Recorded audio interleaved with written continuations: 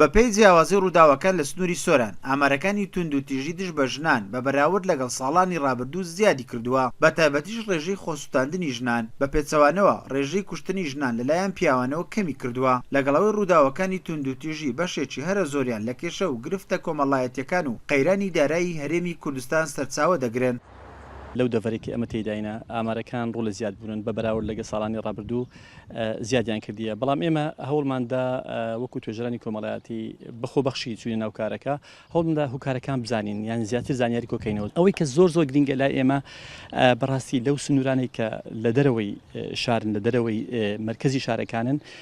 شلتەریان نییە، شوێنێک وەکو پەناگە نییە، خەڵک پەنای بۆ بە چ بۆ دەردەدڵ وەکو سنتەری ڕاوێژکاری خێزانی لە زۆر شوێن هەیە. بەڕاستی ئێمە نیمانە لەو دەڤرانەیان وەکو شوێنێکە خەڵکێکە تووشی سەدمەکیان کێشەیەکیان فشارێکی کۆمەڵایەتی پەنای بۆ بە.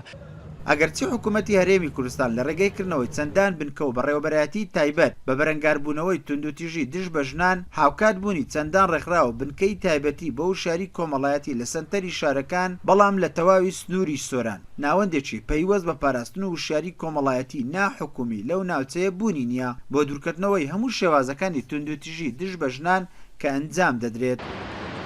بە بەراورد بە ساڵانی ڕابردوو ڕێژەی تۆمارکردنی سکاڵا لە بەڕێبەرایەتەکەمان بەپێی جۆری ڕووداوەکە گۆڕانکاری بەسەرداهاتوە، ئەمەش لەوانە ڕووداوی خۆسووتاندنی ئافرەتان بەداخەوە ڕێژەکەی ڕوو لە زیادبوونەوە، هەروە هەوڵی کوشتنی ئافرەتان یاخود بڵێن خۆخنکاندنی ئافرەتانیان کوشتنی ئافرەت لەسەر شەڕەف بە بەراورد بە هەموو ساڵانی ڕابردوو ڕێژەکەی زۆر لە کەمیدایە و خۆشببختانە بەڵام سوستان ڕێژەکەی ڕوو لە زیاد بوون. ئەگەر بەراورد بکەین بە ساڵانی ڕابردوو دەبینین تاکو ئێستا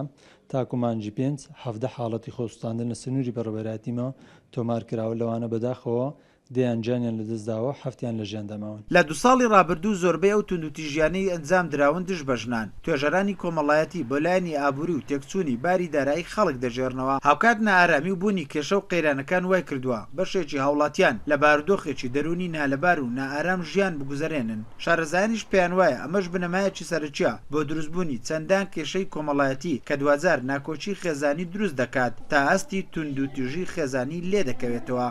عوسمان کورسات نیوز سۆران.